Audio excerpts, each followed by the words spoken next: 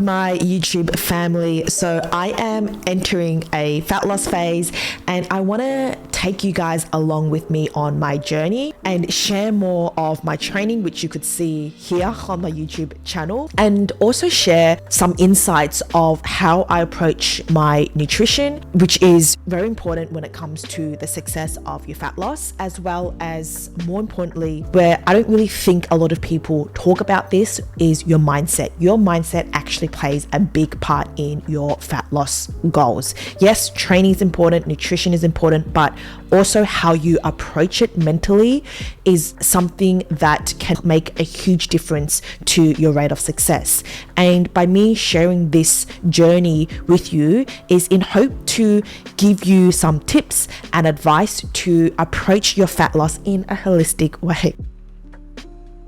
Okay, so first I want to share with you why I am entering a fat loss phase. And if you are entering a fat loss phase, it's so important to understand why. If you don't have a reason why, then you shouldn't be doing it at all, because when you are in a calorie deficit, so that basically means you are going to be eating less than what you expend. You probably will be doing more exercise or training. For me, that is getting more steps in, probably doing cardio and eating a little bit less, so that it puts me in a calorie deficit. And for me, sharing this is that it is not easy and you will face resistance. When you face those resistance, you will always come back to that why. Make sure you have a reason why you are in a fat loss phase. And I will share with you some benefits of being in a fat loss phase later in this video. But first, for me, is two reasons.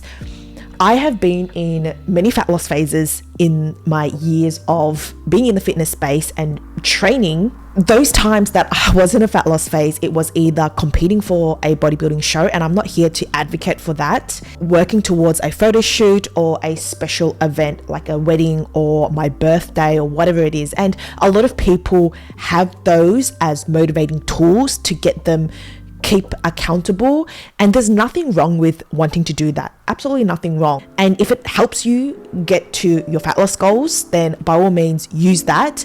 I want to show you guys that you don't need to be competing for a show. You don't need to be working towards a special event in order to get in a fat loss phase. That's one reason. The other reason is because I kind of do miss having that structured discipline to the process and seeing my way through, because when you do the hard things and you are rewarded with the benefits, it is a nice feeling. Meaningful goals that you want to achieve, you will always face challenges and setbacks. How you adapt and how you overcome those setbacks is what truly makes the process rewarding. And I kind of want to head back into that for that reason. So there are my two reasons. But first, I'm going to show you exactly what my physique looks like right now. So consider this as a before. This is what my physique looks like.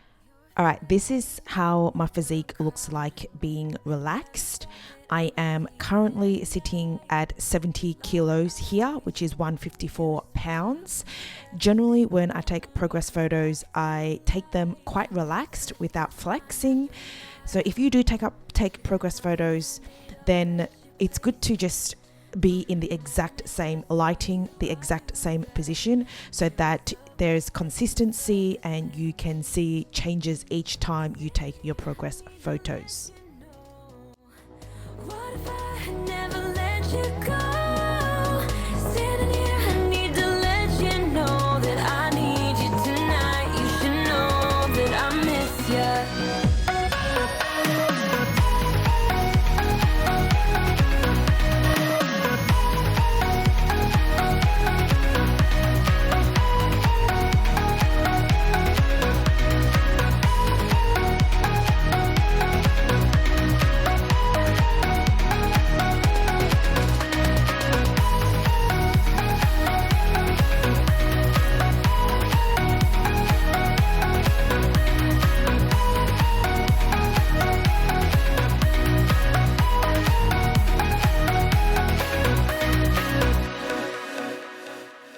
This is me popping on some heels, so I am flexing in this progress video here.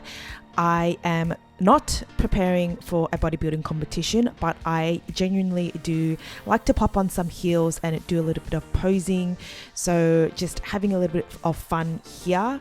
And as you could see, it does make a big difference when you pop on some heels and you flex compared to the not flexed before.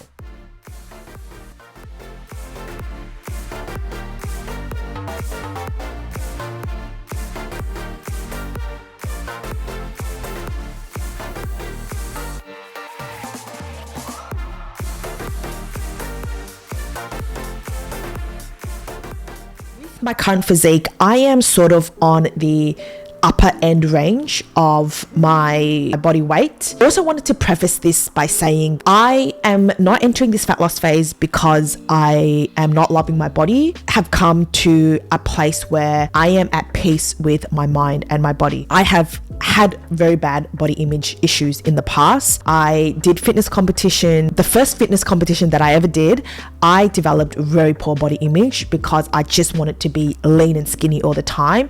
It took me a long time and a lot of education, a lot of coaching and mentorship to help me get to a place where I truly embrace all parts of me, regardless of what I look like and regardless of what the number on the scale says. We're more than a scale weight. Although I'm at my upper end range of my ideal body weight, I still train really hard.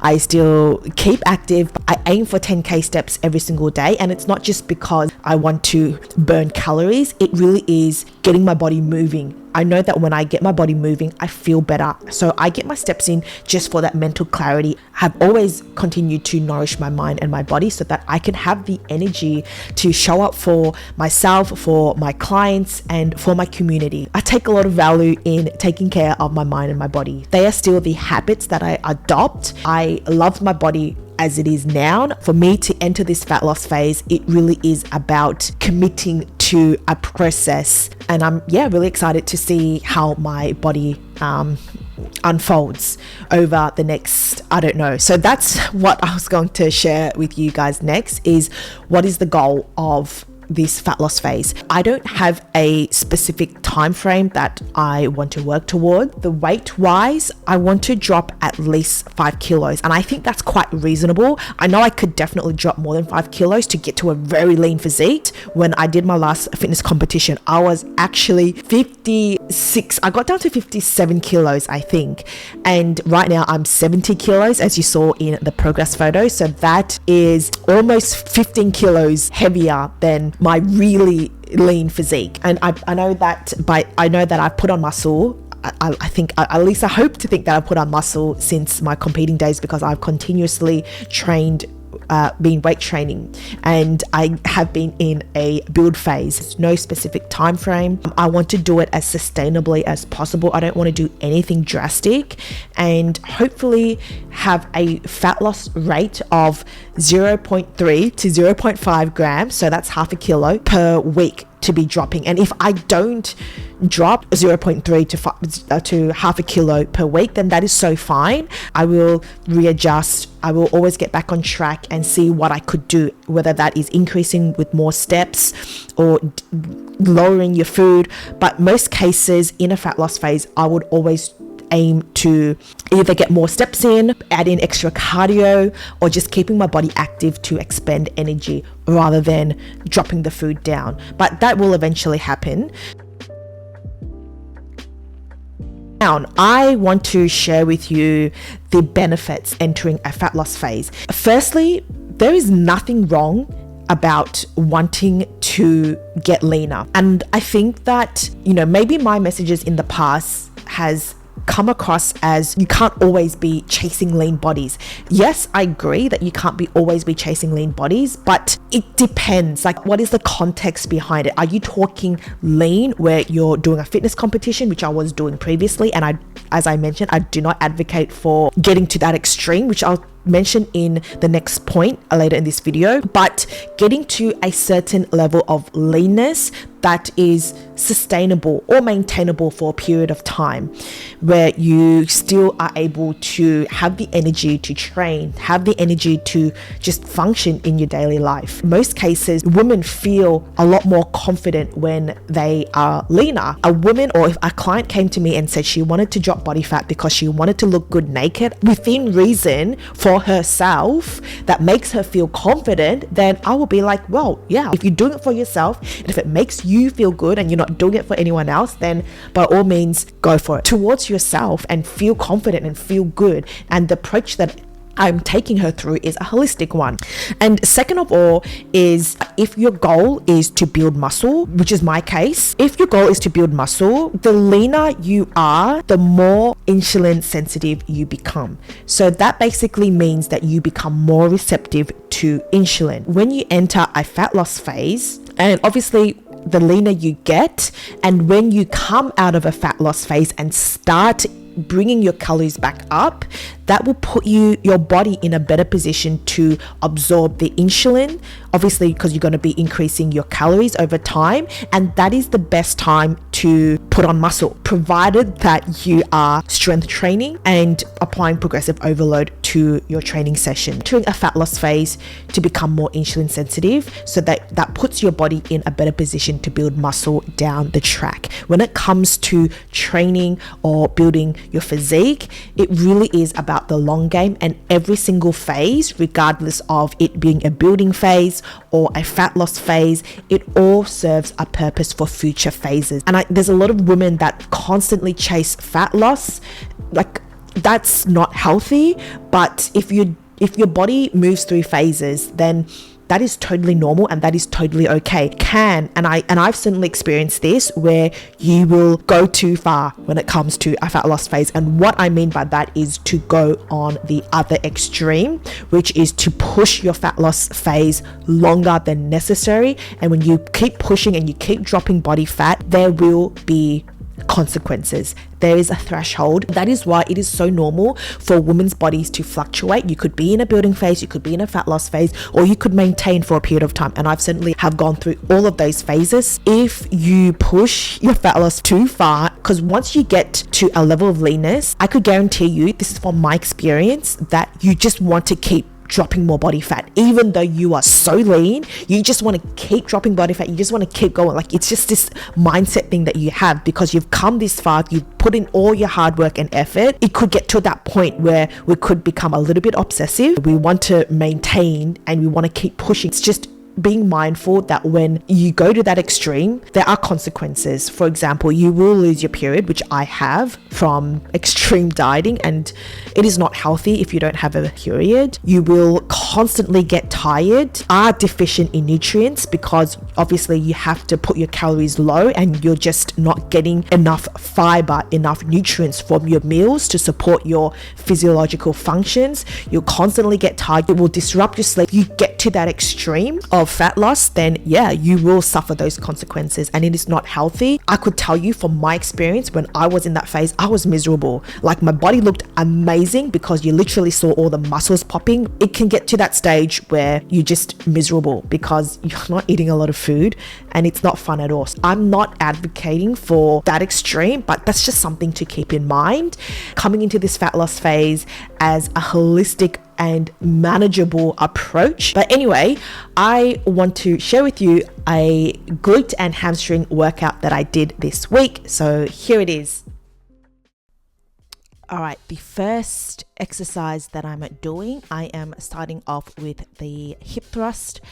I am using this machine as opposed to the barbell, which I haven't actually used a barbell hip thrust for RDLs in a very long time. I just like this simple setup where you just pop on the plates and you're able to do the hip thrust. It saves so much time. So beginning, I usually like to do a few reps, I guess a set of 10 to 12 reps of the banded hip thrust, as you could see here.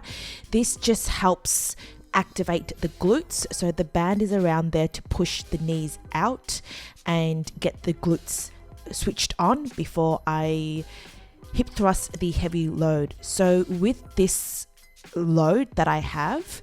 It is quite heavy, so it can be quite a lot on the hips. So I always like to pop on a foam pad, as you could see here. This is a yoga mat, just so that it sits nicely. Otherwise, without that, it really hurts the hips. So here I do have the banded around the band around the knees to also just help with the added resistance. And it will be great if you find yourself having your knees caved in. So this is a good way to also help you ensure that you are pushing your knees out as you hip thrust through. So over here, I'm seated quite high. It is really a scoop of the hips and a strong squeeze at the top. This is my second set here. I think I did 3 sets, but second set here, closer view. And again, you want to aim to have your knees at the 90 and pushing through the whole entire of your foot as you hip thrust up. So really squeezing that glutes at the top, where that's where the peak contraction is at, and ensuring that your back is flat. I have my chin tucked down to help with keeping that neutral spine as well. At the top range here, you want to hold, well, in my case, I'm holding for a good 1 to 2 seconds to feel the glute contraction in the shortened position at the top. Moving on to the next exercise, which is a dumbbell RDL. A tip for you that could help you when it comes to doing this exercise is that when you unrack the dumbbell, unrack it from around your knee height, as you could see here.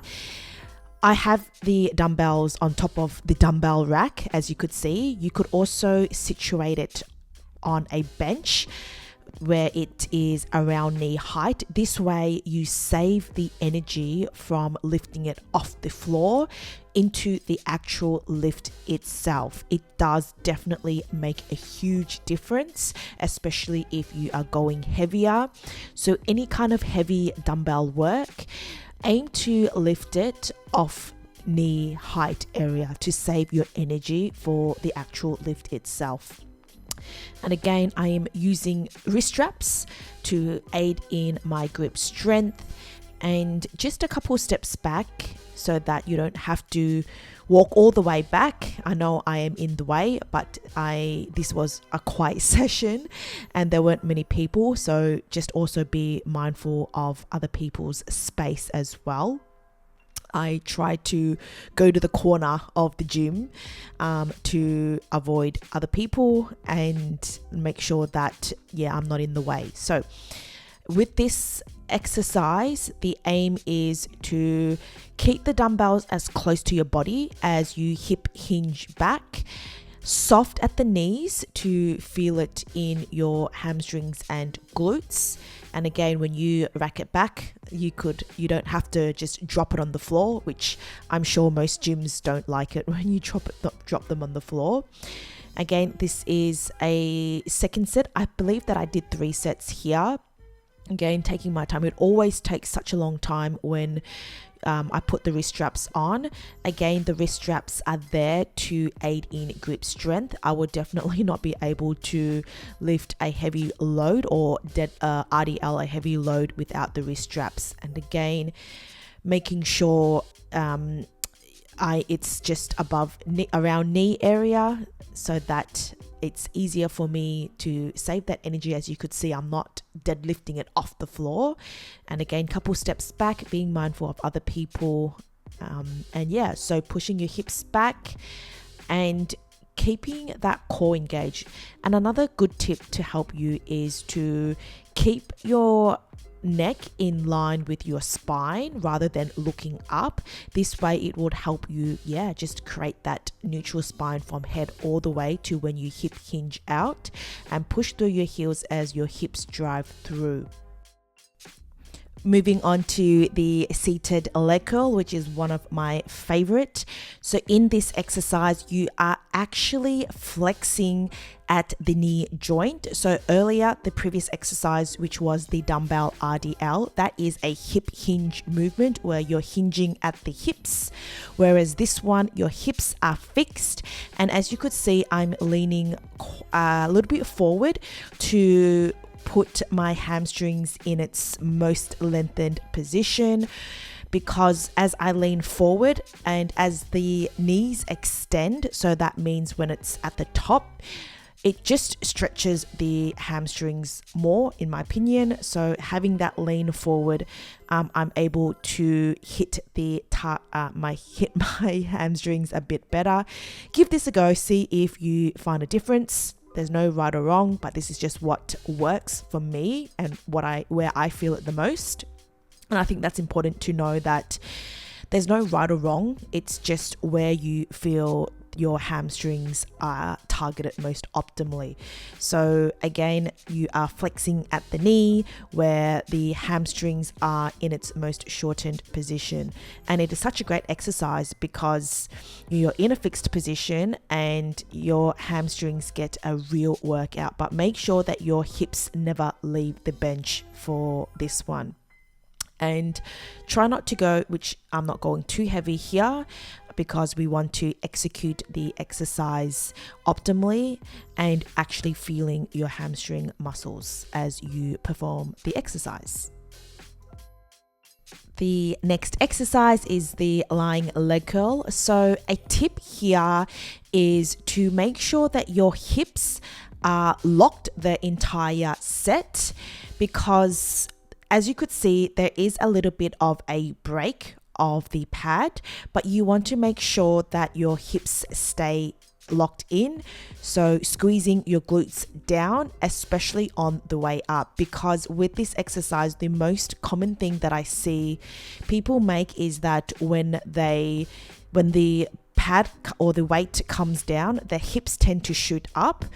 But you want to make sure that your hips are locked. I've said that so many times, especially on the way down, and you will really feel it in your hamstring muscles. And same thing, make sure that your core is engaged. I'm holding on to the end of the pad just to give me a little bit more support, and make sure that when you kick the weight up, it touches, or you want to have the full range of motion, so going all the way right into your bottom and then lowering yourself out in a controlled manner. And as you could see, I'm doing my best to keep my hips locked in. It is incredibly challenging. By now my hamstrings are pretty wrecked from the previous exercises. All right, the next one is a single leg RDL. I absolutely love this one, especially anything with with dumbbells and single leg. This really targets the hamstrings and glutes on my left side, as you could see. Soft knees to bias the hamstrings more. So dumbbell single leg, as you could see, the range of motion is a lot larger than if you were to do it with two dumbbells, in my opinion. And yeah, you're able to hit that single leg or single RDL and glute because you're doing a single dumbbell RDL. And you would notice that I have my hands on the bench, and this just gives me the support. There's nothing wrong with holding your hands on the bench, because this takes away the internal stabilizers and really focuses and targets your glutes and hamstrings. And as you could see here, working on the single leg, and keeping the hips as forward as possible to optimally hit the targeted muscles that you're working towards. All right. Moving on to the cable hip abductor, and I really want to show you how to set this one up. So you want to put the cable all the way down. This is actually quite a challenging exercise, so feel free to rewind it back and just notice how I set up and how I have my feet positioning. So with this single cable hip abductor, you're abducting at the hips. So you want to keep one foot stable, which is the foot that is standing. That is the stabilizer foot, and you're actually also feeling it in that foot because it acts as a stabilizer to counteract your hips from shifting away as your other foot is abducting away, as you could see. So here you sort of want to keep that standing foot kind of soft on the knees. This way you have a lot more stability and your hips stay fixed. And you need to be making sure that your core is engaged in order to keep your hips not moving at all. So the stabilizing foot and engaging your core, both of those is doing so much work in order to ensure that your abducting foot, so the foot that goes away, can be abducted, because the foot that goes away, which is in my case here, is your left leg. As you abduct out here, you are keeping your glutes in its most shortened position at the top. Another big takeaway with this exercise is you do not need to lean too far forward. You want to lean a little forward, but not forward where your back is almost parallel to the floor. You want to have more of an upright torso to put your glutes when it's at the top, so the foot that is abducting at the top in its most shortened position. Take your time with this. You do not need to go too heavy, and holding onto the pole here to give that extra support in order to, as you could see, I'm very puffed out. It is such a challenging exercise as you are isolating the glutes well. So you do not need to use momentum at all, which is the mistake that I commonly see.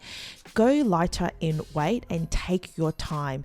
So make sure that the stabilizing foot stabilizes you and your hips stay locked in that position, and all you're doing is abducting at the foot and squeezing your glutes at the top, as you could see with where it has the most peak tension.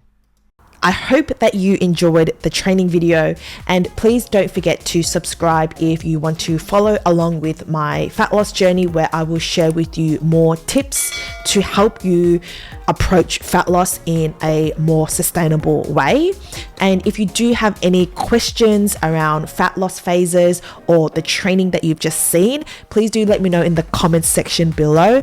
Otherwise, I'm sending you so much love, and I want to remind you that your mind is your most powerful asset and that you could do anything you put your mind to. I'm sending you so much love, and I will see you in the next video.